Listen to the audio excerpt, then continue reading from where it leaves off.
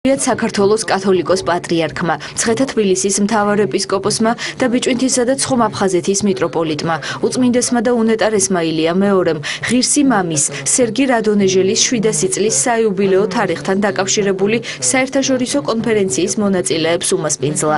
სტუმრებმა საქართველოს ეკლესიის საჭათმყრობელს გულთბილი მიღებისთვის მადლობა გადაუხადეს და კონფერენციის მნიშვნელობაზე ისაუბრეს.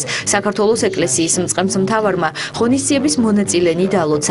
წარმატებები უსურვა და საქართველოსა და რუსეთს შორის არსებულ ურთიერთობებზე ისაუბრა.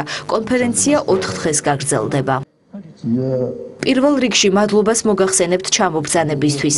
მე მოხარული ვარ, რომ ეს მნიშვნელოვანი კონფერენცია სწორედ თბილისში იმართება და დღეს თქვენ აქ იმყოფებით. ვიმედოვნებ, რომ ბოლო პერიოდში რუსეთ-საქართველოს შორის ჩამოყალიბებული გართულებული ურთიერთობები მალე გამოსწორდება. ამდენად ჩვენ შორის მსგავსი ერთობლივი ღონისძიებები ორმაგ მნიშვნელობას იძენს. ეს კონფერენცია ტარდება პატრიარქის ლოცვა-კურთხევით.